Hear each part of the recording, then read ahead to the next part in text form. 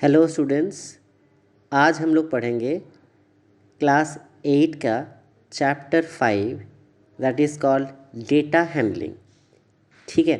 Data handling मतलब आपके पास कोई भी डेटा है। सपोज़ बहुत सारे बच्चों का मार्क्स का एक डेटा है। तो जब बहुत सारे बच्चों के मार्क्स को लेके हम लोग को कुछ एनालिसिस करना पड़ता है तो हम लोग कुछ मेथड यूज़ करते हैं। ठीक है।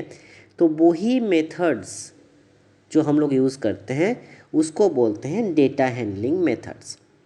तो इसमें हम लोग डेटा हैंडलिंग मेथड में हम लोग के पास बहुत सारे टाइप के मेथड्स हैं, जैसे कि pictograph, bar graph, pie chart, etcetera etcetera. तो आज के क्लास में हम लोग यही सब different different data handling methods के बारे में पढ़ेंगे। ठीक है। तो सबसे पहले जो टॉपिक हम लोग पढ़ने जा रहे हैं that is called pictograph. Pictograph ये वर्ड कहाँ से आया है? पिक्चर से। मतलब कोई भी चीज़ जो हम लोग उसका एनालिसिस करने वाले हैं उसके पिक्चर से हम लोग उसको रिप्रेजेंट करेंगे। देखो कैसे हो रहा है। सपोज़ मैं बोल रहा हूँ कि एक फल विक्रेता हर हफ्ता के हर दिन सम अमाउंट ऑफ एप्पल्स बेचता है। ठीक है। तो मंडे उसने 30 एप्पल बेचा है। ट्यूसडे को उसने 20 एप्पल बेचा है। वेडनेसडे मतलब बुधवार को उसने 25 एप्पल बेचा है। तो देखो, एक तो हम लोग 30, 20, 25 ऐसे नंबर से हम लोग उसको रिप्रेजेंट करेंगे, और एक तरीका होता है उसको पिक्चर के माध्यम से रिप्रेजेंट करना। जैसे कि देखो, मैंने एक एप्पल का पिक्चर बनाया है और एक एप्पल का picture is equal to 10 apples लिखा हुआ है। मतलब हम लोग एक बार अगर एप्पल का एक चित्र बनाएंगे तो उसका मतलब है 10 एप्पल। ठीक है। तो देखो इस हिसाब से मंडे को उसने कितना एप्पल बेचा था? 30 एप्पल्स। तो हम लोग 3 बार एप्पल का चित्र बनाए हैं। वैसे ही ट्यूसडे को उसने कितना एप्पल बेचा था? 20 एप्पल। तो हमने 2 एप्पल का चित्र बनाया है। और वेडनेसडे को उसने 25 एप्पल बेचा था। तो देखो यहाँ पे 2 एप्पल का चित्र बनाया है। मतलब एक एप्पल अगर 10 को रिप्रेजेंट करता है तो 2 एप्पल कितना रिप्रेजेंट करेगा? 20 एप्पल का चित्रण करेगा वो। पर यहाँ पे बोला है उसने 25 एप्पल्स बेचा है। तो 25 एप्पल्स के लिए हम लोग एक हाफ एप्पल बनाए हैं। तो इसका मतलब है अगर पूरा एप्पल 10 एप्पल को कंट्रीब्यूट करता है तो आधा एप्पल क्या बताएगा? 5 एप्पल को बताएगा। तो इस हिसाब से हम लोगों ने 25 एप्पल्स को पिक्टोरियोग्राफ से रिप्रेजेंट किए हैं। तो ये समझ में आ गया आप लोग को पिक्टोग्राफ किसको बोलते हैं। अब आता है बार ग्राफ। ये बार ग्राफ अब इन प्रीवियस क्लासेस ऑलरेडी आप लोग पढ़ चुके हो। बार ग्राफ क्या है? बार ग्राफ के लिए हम लोग को ग्राफ पेपर की ज़रूरत पड़ती है और हम लोग डेटा जो है उसको इन the form of bar represent करते हैं। ठीक है। सपोज़ यहाँ पे मैंने एक एग्जांपल लिया है। एक लड़का है राम, उसके रिज़ल्ट आया है टेस्ट 1 का और 3 सब्जेक्ट में उसने हिंदी में 17, इंग्लिश में 15 और मैथ्स में उसको 25 मिला है। मतलब हिंदी में ही हैज़ गॉट 17, इंग्लिश में उसको मिला है 15 और मैथ्स में उसको मिला है 25। तो हमने देखो 3 बार के थ्रू उसका मार्क्स का रिप्रेजेंट किया है। देखो एक्स एक्सिस में हम लोग सब्जेक्ट को लिखे हैं और वाई एक्सिस में हम लोग मार्क्स के डिवीजन को लिखे हैं। देखो 0, 5, 10, 15, 20 और 25। ठीक है। अब देखो हिंदी में राम को कितना मिला है? 17 मिला है। तो जो बार ग्राफ है वो देखो बार 15 और 20 के बीच में बना है, राइट। वैसे ही इंग्लिश में उसको 15 मिला है तो 15 तक बार गया है। मैथ्स में उसको 25 मिला है तो बार कहाँ तक गया है? 25 तक गया है। अब बार ग्राफ में ये जो हमने अभी अभी देखा इसको बोलते हैं सिंगल बार। अब डबल बार का भी कॉन्सेप्ट समझ लो। डबल बार मतलब जब हम लोग किसी बच्चे का 2 टेस्ट का डेटा या रिज़ल्ट एक साथ रिप्रेजेंट करते हैं तो उसको बोलते हैं डबल बार। देखो ये राम को पहले टेस्ट में कितना मिला था हिंदी में 17, इंग्लिश में मिला था 15 और मैथ्स में मिला था 25। अब टेस्ट 2 में राम को हिंदी में मिला है 20, इंग्लिश में मिला है 10 और मैथ्स में मिला है 20। तो देखो यहाँ पे हम लोग वही चीज़ दो दो बार के थ्रू समझाया है। तो देखो इससे आपको क्या मिल रहा है, राम का टेस्ट 2 और टेस्ट 1 दोनों टेस्ट का रिजल्ट कंबाइन तरीके से हम लोग डबल बार मेथड से रिप्रेजेंट किए हैं। समझ में आ गया आप लोगों को? तो अब तक हम लोग क्या क्या पढ़े, पिक्टोग्राफ और बार ग्राफ। ठीक है, अब नेक्स्ट हम लोग पढ़ने वाले हैं organising data. Organising data in the form of alphabets. ठीक है, अल्फ़ाबेट्स की तरह कैसे करते हैं, देखो इसमें हम लोग एक चीज़ और देखेंगे, इसको बोलते हैं टैली मार्क्स कॉन्सेप्ट। ठीक है, पिछले क्लासेस में मेरे ख्याल से आप लोगों ने टैली मार्क्स कॉन्सेप्ट पढ़ा है, फिर भी मैं यहाँ पे रिपीट कर देता हूँ। सपोज़ यहाँ पे 3 अल्फ़ाबेट हैं, एम, ओ और एन, 3 अल्फ़ाबेट है, उसको हम लोग को रिप्रेजेंट करना है। ठीक है, अब देखो हमारे पास पैटर्न क्या है, M O N N N O M N O. तो देखो सबसे पहले हम लोग देख लेते हैं कि टैली मार्क्स को रिप्रेजेंट कैसे करते हैं। टैली मार्क्स को रिप्रेजेंट करने का तरीका है, देखो यहाँ पे समझ में आ जाएगा आप लोग को।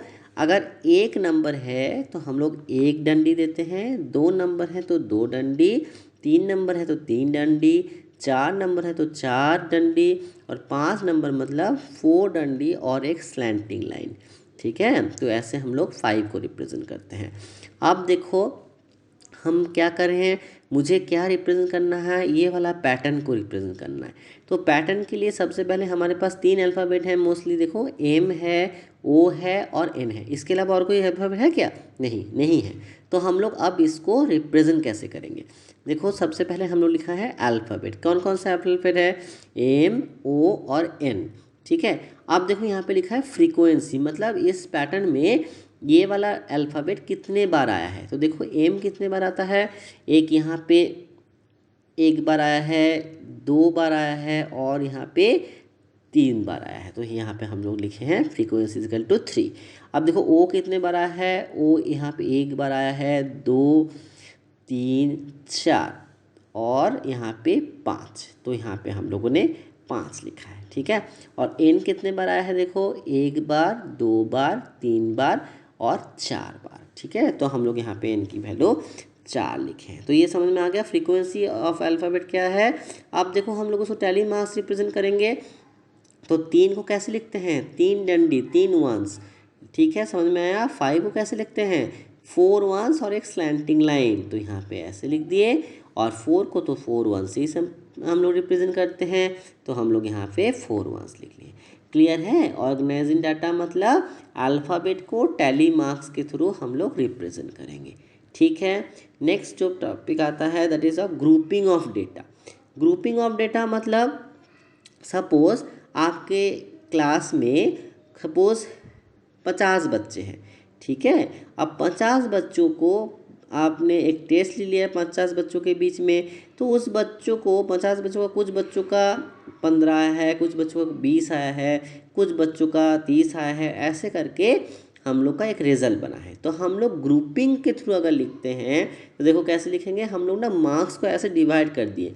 तो 0 से 10, 10 से 20 के बीच में, 20 से 30 के बीच में, 30 से 40 के बीच में और 40 से 50 के बीच में। ये एक एग्जाम्पल है, ये आपका कोई भी क्वेश्चन आप इस हिसाब से सॉल्व कर सकते हो। तो देखो हमारे पास जितने भी बच्चे हैं उसमें जो रिज़ल्ट आया है उसमें 0 to 10 के बीच में कितने बच्चों को मिला है, 5 बच्चे को। देखो यहाँ पे 5 बच्चे को मिला है, यहाँ पे लिखा है नंबर ऑफ स्टूडेंट्स, मतलब 5 बच्चों को मिला है 0 से 10 के बीच में। फिर ये हम लोग एज्यूम कर रहे हैं 6 बच्चों को मिला है 10 से 20 के बीच में, 20 बच्चों को मिला है 20 से 30 में के बीच में। ठीक है, और 3 बच्चे ऐसे हैं जिसका रिज़ल्ट 30 के 40 मार्क्स के बीच में है, और 2 बच्चे ऐसे हैं जिनका रिजल्ट 40 से 50 के बीच में है। तो देखो ग्रुप्स और फ्रीक्वेंसी हम लोग समझ में आ गए।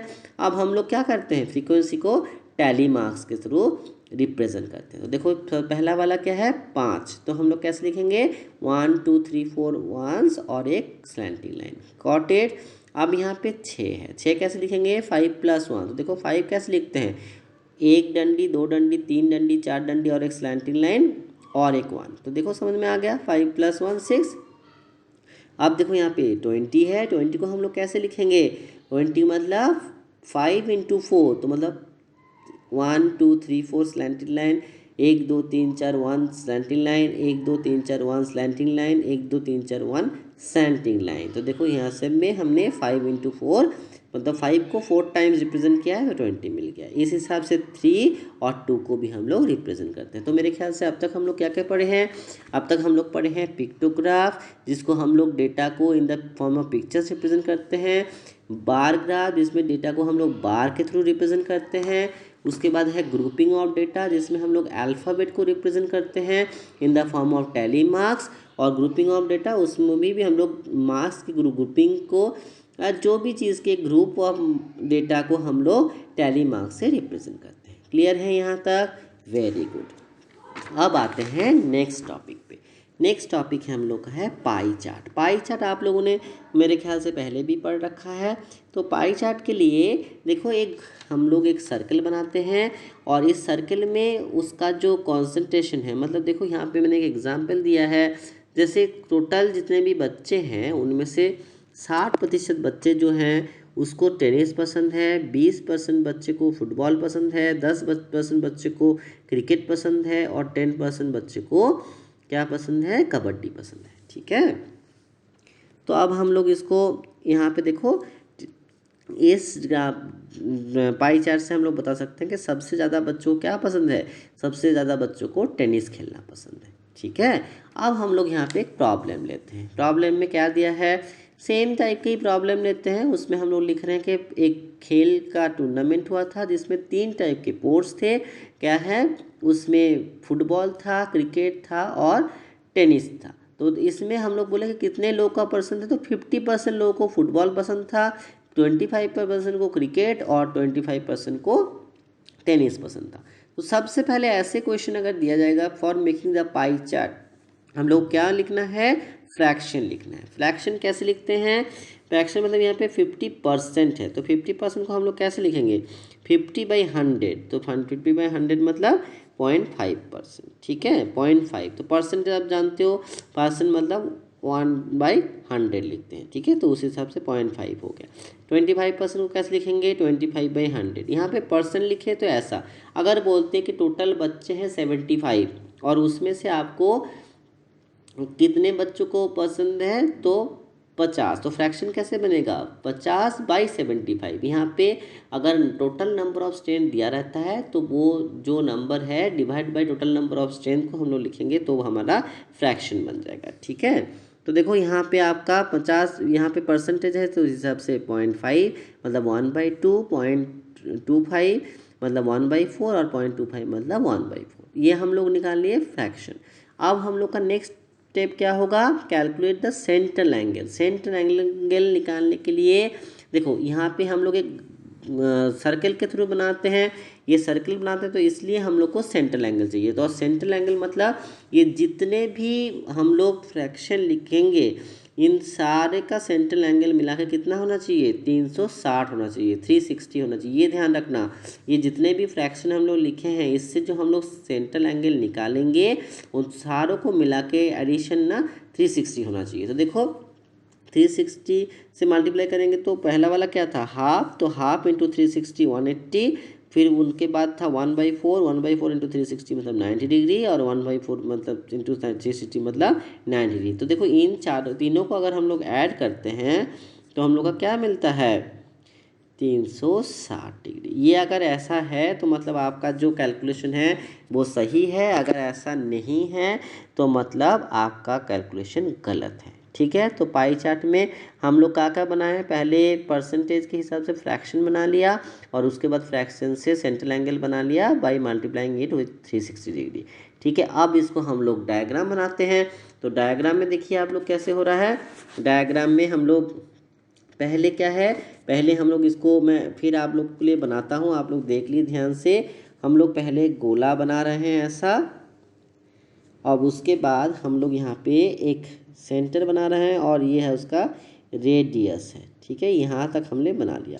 अब पहला एंगल क्या है, 180 डिग्री। तो 180 डिग्री हम लोग कैसे लिख सकते हैं, 180 डिग्री मतलब ये वाला टोटल ये वाला जो पोर्शन होता है इसको हम लोग बोलते हैं 180 डिग्री। ठीक है, अब उसके बाद देखो 90 डिग्री है, तो 90 डिग्री यहाँ से इधर तक आए, अब यहाँ से घुमा के 90 डिग्री बना लो, ये हो जाएगा आपका 90 डिग्री। और इधर भी एक 90 डिग्री है, तो आप लोग जानते हो कि अपोजिट वाला 90 डिग्री होगा। तो ये ऐसे क्या बन गया, देखो अब 180 किसका था, 180 फुटबॉल के लिए था, तो यहाँ पे मैंने लिख लिया ये फुटबॉल के लिए है, इस बार फुटबॉल। 90 डिग्री किसके लिए था, क्रिकेट के लिए था, तो हम लोग यहाँ पे लिख दिए क्रिकेट। और यहाँ पे क्या था, टेनिस के लिए, तो हम लोग यहाँ पे टेनिस लिख दिए। तो ये हम लोग का फुल पाई चार्ट बन गया। ये ऑलरेडी यहाँ पे बना हुआ था, मैंने आपको समझाने के लिए फिर से इसको बनाया। मेरे ख्याल से आप लोग क्लियर है पाई चार्ट कैसे बनाते हैं। ठीक है, अब हम लोग आते हैं लास्ट टॉपिक पे, दैट इज़ कॉल्ड प्रोबेबिलिटी। तो प्रोबेबिलिटी क्या है, प्रोबेबिलिटी मतलब कोई भी चीज़ घटने का, कोई भी चीज़ घटने का जो चांसेस होता है। जैसे मैं बोल रहा हूँ कि आज ना मौसम थोड़ा ख़राब है, तो पानी हो सकती, बारिश गिर सकती है। ठीक है, तो बारिश गिर सकती है मतलब उसका एक प्रोबेबिलिटी, मतलब हो भी सकता है नहीं भी हो सकता है। वैसे ही मैंने एक एग्जांपल दिया, देखो यहाँ पे एक सिक्का उछाल रहे हैं, कॉइन टॉस कर रहे हैं, तो कॉइन के तो दो ही पार्ट होता है, एक होता है हेड और एक टेल। तो उसके हेड भी आ सकता है सिक्का उछालने के बाद, और टेल भी आ सकता है। तो ये है इसका प्रोबेबिलिटी है। तो देखो वही लिखा है, प्रोबेबिलिटी है कि हेड आएगा या टेल आएगा। तो प्रोबेबिलिटी कैसे निकालते हैं, number of favourite outcomes divide by total outcomes. तो देखो हेड क्या है, वहाँ एक देखो आप लोग निकालेंगे तो आइदर हेड या तो टेल पड़ेगा। तो एक टाइप का चांस होता है ना कि हेड आए, और एक टाइप का चांस होता है टेल आए। तो हम लोग क्या लिखेंगे, possible number of favourite outcome मतलब 1, और टोटल आउटकम क्या होता है, हेड प्लस टेल मतलब 2। तो ये क्या हो गया आपका प्रोबेबिलिटी ऑफ कॉइन टॉस का, हेड आने का प्रोबेबिलिटी होगा हाफ और टेल आने का प्रोबेबिलिटी हो गया हाफ। ठीक है, अब हम लोग अगर डाइस देखते हैं, लूडो खेलते हो ना सब लोग, बहुत लोग बच्चे खेलते हो, पसंद है बहुत लोगों को। तो लूडो में देखो हम लोग ऐसे एक डाइस बनाते हैं ना, एक डाइस होता है, और एक डाइस में देखो सारे ये सब नंबर लिखे रहते हैं, कभी 1, ये 2, ऐसे 4 ऐसे लिखा, ऐसे बना रहता है। तो टोटल कितने आउटकम्स होते हैं, 1 2 3 4 5 6, तो टोटल आउटकम होता है 6। और कोई भी एक फेस आने का प्रोबेबिलिटी क्या होता है, 1/6, क्योंकि सबका 1 है। एक निकलने का प्रोबेबिलिटी 1/6, दो भी निकलने का प्रोबेबिलिटी 1/6। अब देखो हमने यहाँ पे एक थोड़ा सा ट्विस्ट किया है क्वेश्चन को, व्हाट इज़ द प्रोबेबिलिटी के डाइस के फेंकने के बाद नंबर 4 से कम आएगा। तो नंबर 4 से कम मतलब क्या क्या आ सकता है, 1 आ सकता है, 2 आ सकता है, या 3 आ सकता है। देखो मैंने लिखा है पॉसिबल आउटकम्स 1 2 या 3, और सबका एक एक है। टोटल कितना और पॉसिबल आउटकम है, 3 हो सकता है। तो इसका प्रोबेबिलिटी क्या हो जाएगा, 3 बाई टोटल आउटकम। ठीक है, तो हो जाएगा total number of favourable outcomes divide by total outcomes. तो इस केस में 3/6 हो जाएगा, इक्वल टू हाफ। क्लियर है आप लोगों को। तो ये वाला दो कॉन्सेप्ट बहुत ध्यान से सुनना, प्रोबेबिलिटी और डिस्क का। ठीक है, सॉरी डाइस का, प्रोबेबिलिटी और डाइस का, जो हम लोग कॉइन का और डाइस का जो प्रोबेबिलिटी हम लोग पढ़े हैं वो बहुत बहुत महत्वपूर्ण है। मेरे ख्याल से चैप्टर 5 को डेटा हैंडलिंग के लिए जितना कॉन्सेप्ट की ज़रूरत है उतना आप लोगों ने को मैंने अभी बता दिया है। अब आप लोग खुद से क्वेश्चंस करिए। अब नेक्स्ट वीडियोज़ में I will try to solve out some few questions from the NCERT class 8 math book. ठीक है, ओके, थैंक यू।